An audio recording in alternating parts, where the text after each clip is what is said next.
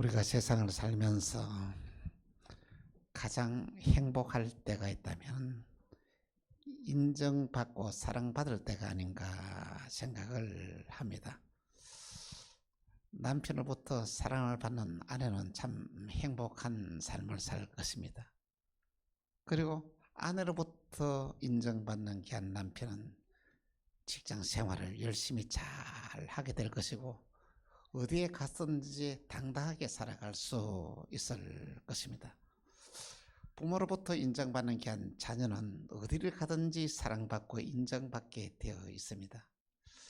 그래서 우리가 세상을 살아가면서 인정받고 사랑받는 일은 너무 귀하고 또 존귀한 일 중에 하나이다는 것입니다. 신앙생활도 마찬가지입니다. 자기가 섬기는 교회에서 목사님으로부터 인정받고 사랑을 받으면 교회 봉사하는 것이 힘이 들지 않고 참 자신감이 넘치게 신앙생활을 잘 합니다. 우리가 무엇보다도 주님으로부터 우리가 인정받으면 오늘 우리의 삶에 놀라우신 귀한 믿음의 역사가 일어나는데, 주님으로부터 우리가 인정받으면 그 순간이 우리의 길이 열리고 우리 인생의 문제가 해결되고 놀라운 은혜와 축복의 삶을 살아가게 되는 것입니다. 욥이 사탄으로부터 오는 모든 시험을 다 이기고 난 이후에 하나님을 만났습니다. 하나님을 만나는 이후에 하나님은 그에게 더 큰 은혜를 주시는데, 이전에 그가 받았던 모든 축복에 갑절의 복을 더하여 줍니다. 여러분 성경 읽어보십시오. 재산도 갑절이 모든 게 다 갑절의 복을 더해 주었습니다. 아브라함이 또한 하나님으로부터 인정을 받습니다. 독자 이삭을 모리아산에서 하나님께 드리는 모습을 보고 하나님은 아브라함에게 너가 이제야 나를 경외하는 줄 내가 아노라. 다시 말하면 아브라함의 신앙을 하나님이 인정했다는 것입니다. 그 이후 이 아브라함은 여호와 이레 축복을 받았어 남은 생 동안에 하나님의 모든 걸 다 준비하고 예비하는 이 여호와 이레 축복을 누리면서 한평생을 살게 되었던 것입니다. 오늘 본문의 아가서는 솔로몬 왕이 술람의 여인을 사랑한 내용이 구체적으로 기록이 되어 있는데, 여러분 아가서를 읽을 때 여러분 꼭 기억해야 될 것입니다. 이 솔로몬 왕은 바로 예수님을 우리에게 가르쳐주고 또 솔로몬 왕 또 그 술람의 여인은 바로 이 성도를 가리키는 내용입니다. 솔로몬 왕이 이 술람의 여인을 사랑하는 것은 모든 것은 뭐냐면은 우리 예수님이 우리 성도를 얼마나 사랑하시는가에 대해서 구체적으로 기록한 시가 바로 이 아가서라는 것을 여러분 먼저 기억을 해야 됩니다. 솔로몬 왕은 정말 술람의 여인을 치극정성으로 참 사랑을 하였습니다. 저희 친구 이영애 목사가 인천 동광교회에서 개척할 때 있습니다. 근데 말이야, 매일 저녁마다 교회에 나와서 기도하는 권사님이 계셨습니다. 혼자 사시면서 참 건강히 사셨고 하루도 빠지 않고 교회에 와서 기도를 했습니다. 그런데 어느 날 권사님이 목사님 와서, 목사님 저희 남편이 이제 오래요. 깜짝 놀랐습니다. 혼자 사시는 권사님이 남편이 오라니까 어떤 일이 생겨, 권사님 그것이 도대체 무슨 일이에요? 남편이라니요. 이렇게 말했더니 권사님 말합니다. 예수님이 이제 그만 오래요. 이렇게 말을 했습니다. 그때 친구 목사님 말했습니다. 권사님 지금 떠나면 안 돼요. 권사님 지금 저를 위해서 기도해 줘야 돼요. 그랬더니 목사님 알았어요. 내가 한번 물어볼게요. 그렇게 말했어요. 그런데 며칠 지나고 난 뒤에 또 권사님이 찾아와서 그러는데 저희 남편이 안 된대요. 그 뭐냐면 다시 말하면 예수님이 안 된대요. 오라는 거죠. 그러고 난 뒤에 2, 3일 이후에 이 권사님이 세상을 떠났다고 합니다. 이 아가서는 우리 예수님이 얼마나 성도를 사랑하는지 잘 표현해주고 있습니다. 내 사랑 내 예쁜 자야 입니다. 우리가 신앙생활할 때 주님으로부터 사랑을 받으면 자신감이 생기고 용기가 생기고 담대해집니다. 주님의 사랑을 받으면 우리가 이 세상을 살아가면서 정말로 승리하는 삶을 살아가야 되는데, 중요한 것은 뭐냐면 오늘 현대의 그리스도인들은 주님의 사랑을 받는 일에 관심도 없고 또 사모하지도 않는다는 것이 가장 이 시대의 문제 중에 하나이다는 것입니다. 우리가 주님을 사랑하면은 주님이 감동하는 삶을 살게 됩니다. 우리가 주님을 지극히 사랑하게 되면은 내 기도가 주님의 마음을 움직입니다. 우리가 주님을 사랑하게 되면요, 오늘 우리의 삶에 상상을 초월하는 놀라우신 기적의 역사가 일어나게 된다는 것입니다. 주님은 우리가 이 세상을 살아가면서 예수님의 사랑을 받는 비결을 우리에게 말씀하고 있는데, 잠언 8장 17절에 이렇게 말씀하고 있습니다. 같이 시작. 나를 사랑하는 자들이 나의 사랑을 입으며 나를 간절히 찾는 자가 나를 만날 것이라. 여러분, 오늘 저와 여러분들이 주님을 사랑하는 자가 되어야 됩니다. 그래야 우리가 주님으로 사랑을 받는다는 것입니다. 여러분 정말 주님을 얼마나 사랑하십니까? 또 주님을 간절히 찾는 자가 주님을 만날 것이라고 말씀하시는데, 여러분은 얼마나 주님을 간절히 찾고 있습니까? 솔로몬 왕은 술람의 여인을 너무 사랑했습니다. 솔로몬 왕에게는 오늘 본문에 있는 것처럼 왕비가 60이요. 또 역대상에 보면 후궁이 700이요. 또 첩이 300명이에요. 이 수많은 많은 1000명 이상의 여인을 거느리고 있는 이 가운데서 솔로몬 왕이 누구를 사랑했다고요? 이 술람의 여인을 사랑했어요. 그런데 이 술람의 여인은 어떤 자인지 아십니까? 이 솔로몬의 종이었습니다. 술람의 여인이 그렇게 빼어나게 몸매도 날씬하고 예쁘고 피부도 곱고 했을까요? 아니에요. 솔로몬 왕이 술람의 여인이 잘생긴 게 없었어요. 얼굴도 시커멓게 끄머띠티하고 잘생기도 않았어요. 그런데 솔로몬 왕이 어떻게 이 술람의 여인을 그렇게 사랑하는 표현을 성경에 기록되었을까요? 이것은 뭐냐면은 예수님이 저와 여러분들을 사랑하는데, 예수님이 저와 여러분을 사랑하는 데에서는 아무런 조건이 없다는 것이죠. 우리가 사랑받을 만한 어떤 조건을 갖추지 있지 않습니다. 우리 주님 보시기에 어렵게 사는 것도 아닙니다. 우리 주님 보시기에 뛰어난 자도 아닙니다. 그렇게 형편없고 보잘것없는 저와 여러분에도 불구하고 예수님이 저와 여러분을 그렇게 지극정성으로 사랑했던 것에 참 여러분 놀라운 일이 아닙니까? 오늘 주님은 저와 여러분들을 얼마나 사랑하시지 않습니까? 주님은 우리에게 이렇게 말하고 있습니다. 나에게는 너밖에 없다. 형편없는 저와 여러분들을 얼마나 사랑하시는지 예수님은 나는 너밖에 없다고, 이런 고백의 사랑을 우리에게 하고 있다는 말씀인 것입니다. 그러면은 주님이 저와 여러분들을 얼마나 사랑하시는지, 또 어떻게 우리가 살아야 이 사랑을 받을 수 있는지를 오늘 이 시간에 함께 생각하면서 은혜를 나누고자 합니다. 먼저 첫 번째, 너는 비둘기 같다입니다. 아가서 6장 9절에 이렇게 말씀하고 있습니다. 내 비둘기, 내 완전한 자는 하나뿐이로구나. 그는 그의 어머니의 외딸이요 근한 자가 귀중히 여기는 자로구나. 여자들이 그를 보고 복된 자라 하고 왕비와 후궁들도 그를 칭찬하는구나. 여러분, 비둘기는 어떤 셈입니까? 비둘기는 순결을 상징하는 게 한 셈입니다. 하나님은 저와 여러분들에게 사랑을 우리가 받으려 그러면은 우리는 순결한 삶을 살아야 한다는 것입니다. 더더욱 놀란 것은 성령님도 비둘기 모양으로 임재를 하였다는 것입니다. 마태복음 3장 16절 17절에 이렇게 말씀하고 있습니다. 같이 시작.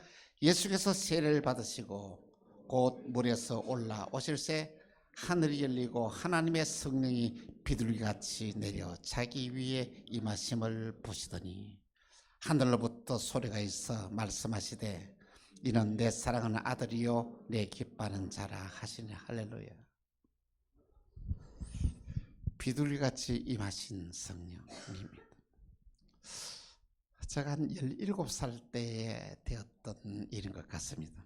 저는 시골 교회 고신적 교회에서 시골 부야 교회를 섬기고 있었는데 그때에 전국적으로 성령 운동이 강하게 일어나는 게 한 시대였던 것입니다. 그래서 같이 교회를 섬기다 몇 명 모이지 않은 교회에 전 교회 다 모여도 10명이 되지 않는 그런 조그마한 교회였습니다. 그 이경혜 집사님이 이렇게 와서 이렇게 말합니다. 자기 사촌 오빠에게 한번 기도를 받으러 가자는 거야. 기도를 받으면은 오는 사람마다 다 방언을 받는다는 그런 얘기를 제가 들었습니다. 고신적 교회에서는 여러분 방언하는 것을 이상하게 생각하는 그런 시대였습니다. 그래서 그 얘기는 뭐냐면은 이렇게 그 집사님에게 기도 받으면은 방언을 한다.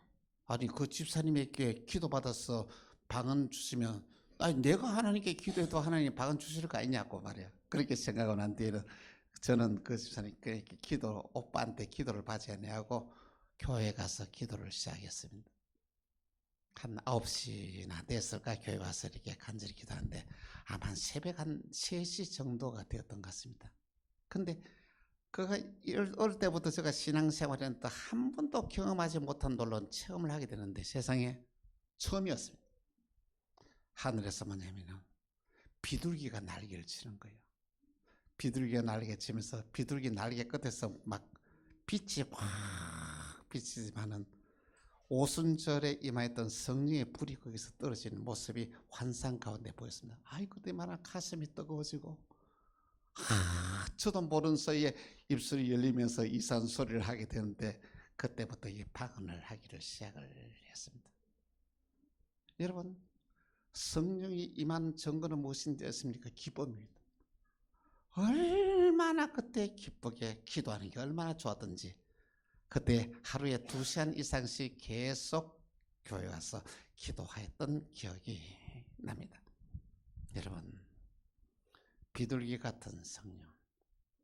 오늘 저와 여러분의 신앙의 삶에 가장 중요한 것은 뭐냐면 오늘 저와 여러분의 신앙에 잡된 것이 들어가서는 안 된다는 것입니다. 진정한 순전한 복음이 저와 여러분의 마음속에 들어와 역사질 때에 비둘기 같은 성령이 내 마음을 다스리고 지배한다는 말씀인 것입니다. 신부의 가장 첫 번째 조건이 뭘까요? 바로 순결이라는 것입니다. 오늘 신앙생활에서 순결은 무엇일까요? 날마다 우리의 죄를 회개하고 자백하면서 돌이키는 삶을 살아가는 삶이 진정한 순결의 삶이라는 것입니다. 하나님은 저와 여러분의 삶이 흠이 없는 깨끗한 삶을 살기를 원하고 계신다는 것입니다. 우리는 예수님을 명예보다도 권력보다도 더 사랑해야 합니다. 우리는 예수님을 돈보다도 부귀 영화보다도 예수님을 더 사랑해야 합니다. 우리는 예수님을 내 생명보다도 더 사랑해야만이 진정한 순결의 삶을 살 수 있다는 말씀인 것입니다. 여러분 우리 모두 비둘기의 순결을 우리는 본받으십시오. 우리가 진정으로 우리의 신앙의 삶에 순결한 신앙의 삶을 살 때 성령이 역사하시고 하나님 우리에게 큰 은혜를 더하여 주십니다. 또한 비둘기는 눈물을 상징하는 셈이다. 에스겔은 이스라엘 백성들이 죄를 짓고 회개하지 않을 때에 그들에게 백성을 향하여 눈물을 흘리면서 회개를 하였는데, 에스겔서 7장 6절에 이렇게 말씀하고 있습니다. 같이 시작. 도망하는 자는 산 위에 피하여 다 각기 자기 죄악 때문에 골짜기에 비둘기처럼 슬피 울 것이며. 여러분, 눈물은 하나님 앞에서 순수한 자만이 흘릴 수 있는 하나님의 선물입니다.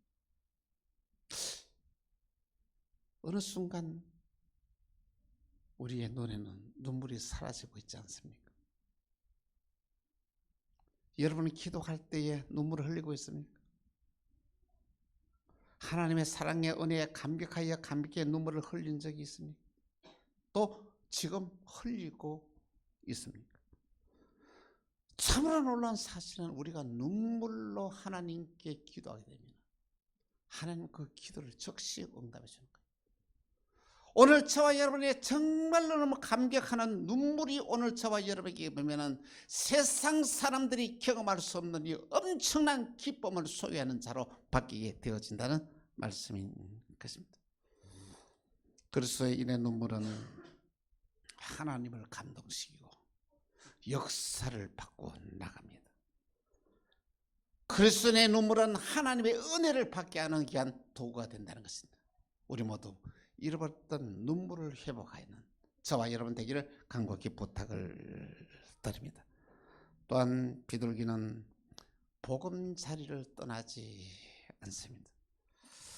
보금자리라는 것은 삶의 터전을 말하는데, 이 특별히 비둘기는 말이죠, 이 자기의 보금자리를 떠나지 않고 그 있는게 얼마나 집착을 하는지 모릅니다. 여러분, 우리 그 주차장 있는데 그 위에 그 차를 대는데 그 위에 실외기, 에어컨 실외기 위에 이 비둘기가 집을 짓고 있었습니다. 그 가서 자꾸 밑에 똥을 싸니까 이렇게 그 집을 없애버렸어요. 그런데 이 비둘기는 말이야, 그 집을 없애버려도 그 떠나지 않고 거기에서 계속, 지금은 있는지 없는지 모르겠습니다만은 이 똥을 싸는 모습을 봤습니다. 이 비둘기는 이 보금자리를 떠나지 않습니다. 여러분, 여러분의 보금자리는 어딘지 아십니까? 여러분의 보금자리는 가정입니다. 가정이 여러분의 가정에서 모든 평안하고 안정할 때에 그에서 쉼을 얻게 되고, 그 가정에 문제가 없어야 남편이 직장생활도 잘하고 자녀들도 가정에 문제가 없어야 올바르게 성장하게 된다는 것이죠. 우리는 가정의 보금자리를 정말로 귀하게 생각하고 아름답게 가꾸어야 할 책임이 오늘 저와 여러분에게 있습니다. 여러분의 신앙의 보금자리도 있습니다. 신앙의 보금자리는 뭔지 아십니까? 이 교회입니다. 여러분, 교회를 여러분 어떻게 생각합니까? 여러분, 교회를 얼마나 여러분 사랑합니까? 여러분이 세상을 살아가면서 내가 충성할 교회가 있다는 것은 얼마나 큰 복인지 모릅니다. 그런데 내가 생을 바쳐서 충성할 교회가 없다면 여러분의 신앙에 위기가 찾아올 수 있다는 말씀인 것입니다. 비둘기는 보금자리를 떠나지 않습니다. 성도의 영적인 자리인 교회를 떠나는 일이 없기를 간곡히 부탁을 드립니다. 두 번째로는 아침빛같이 뚜렷하다입니다. 술람의 여인은 아침빛같이 뚜렷한 삶을 살았습니다. 매사에 거짓이었고 옳고 그름을 분별하여 누구에게도 휘둘리지 않는 삶을 살아가는 사람을 가리켜 뚜렷한 삶을 사는 자고 말했는데, 이 술람의 여인은 어느 누구에게도 그의 마음이 흔들리지 않는 이런 분명하고 뚜렷한 삶을 살았다는 것입니다. 술람의 여인의 삶이 얼마나 아름다웠던지, 아침에 빛같이 빛나는 삶을 산다고 이렇게 칭찬을 했습니다. 오늘 저와 여러분의 삶이 아침에 빛같이 빛나는 삶을 살아야 될 의무와 책임이 오늘 우리에게 있다는 말씀인 것입니다.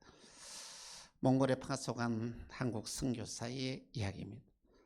그 추운 날 너무 뭐 그게 뭐 영하 40도 뭐 50도 이라니까 여러분 상상이 됩니까? 15도 20도도 그렇게 추운데, 그래서 고국에서 말이야 아주 따뜻한 이 코트를 이렇게 선교사님에게 보내왔습니다. 그래서 이 선교사님은 이 코트를 자기가 입지 아니하고 그 가운데서 가장 집도 없이 말이야 이 움막을 치놓고 살아가는 사람, 거기에도 움막을 쳤는데 거기서 막 이만큼 눈이 쌓이니까 얼마나 춥겠습니까? 그 어렵게 살아가는 그 가정에 이 코트를 갖다 주었다고 했습니다. 이 코트 덕분에 그 겨울을 무사히 잘 나게 되고 봄이 되었습니다. 봄이 되니 이 현지인이 만나는 사람마다 선교사님을 자랑합니다. 선교사님이 코트를 갖다 줘서 내가 말이야 거기는 이렇게 올 겨울을 잘 넘게 되겠다고 얼마나 만나는 사람 쫓아다니면서 이 선교사님을, 다른 거 있습니까? 막 그냥 자랑만 했는데도 사람들이 1명 2명 모여서 1000명이 모이는 이 선교 현재 교회를 세웠다는 것을 제가 유튜브 방송을 통해서 들은 적이 있습니다. 이것이 뭐냐, 아침에 햇살같이 빛나는 삶. 오늘 저와 여러분의 삶이 달라야 됩니다. 그리스도로 인해서 삶이 달라야 됩니다. 빛을 비추는 아름다운 삶을 살아야 된다는 말씀인 것입니다.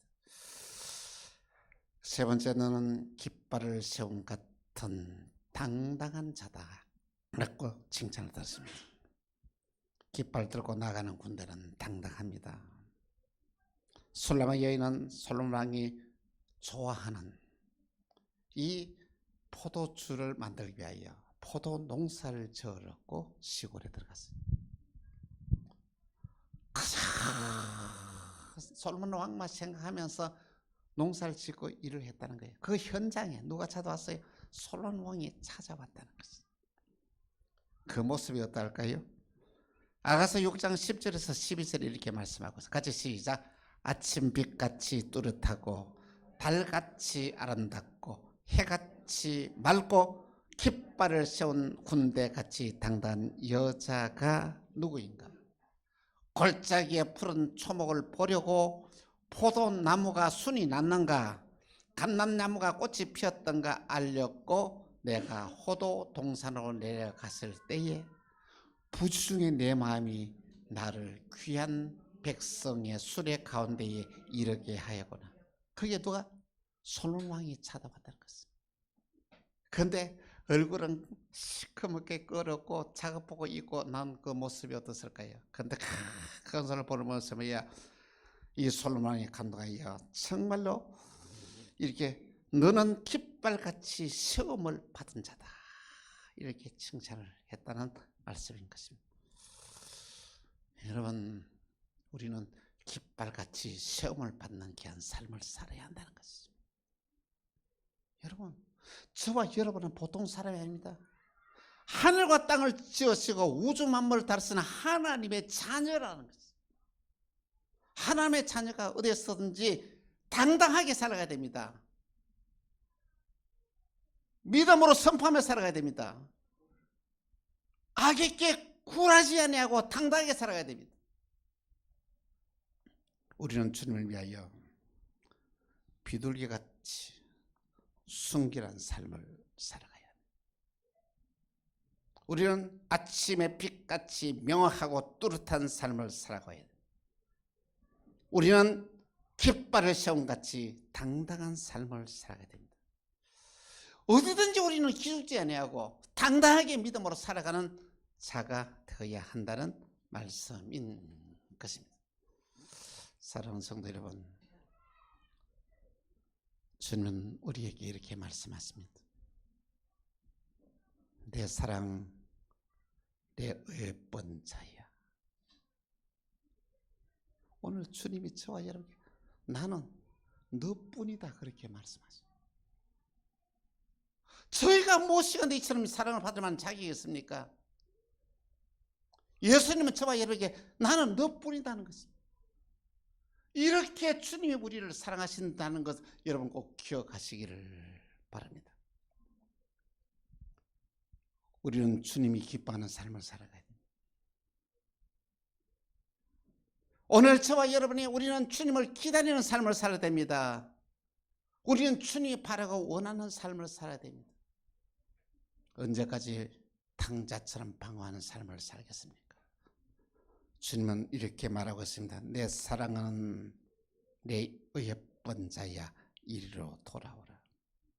주님은 모든 걸 다 준비해 놓고 우리를 부르고 계십니다. 당자가 아버지에게 돌아왔을 때에 모든 걸 다 준비해 놓기도 했습니다. 옷을 준비했습니다. 신발을 준비했습니다. 금가락지를 준비했습니다. 음식을 준비했습니다. 무슨 돌아오라. 돌아온 당자를 반지하는 이 아버지의 모습은 주님이 오늘 저와 여러분에게 우리의 잘못을 뉘우치고 돌아온 자에게 이 풍성한 은혜를 다하여 주십니다. 우리 모두 주님으로부터 큰 사랑을 받고 나는 너뿐이다. 주님으로부터 진정한 사랑을 받고 이 세상을 살아가는 저와 여러분 다 되시기를 주 예수 이름으로 축원합니다.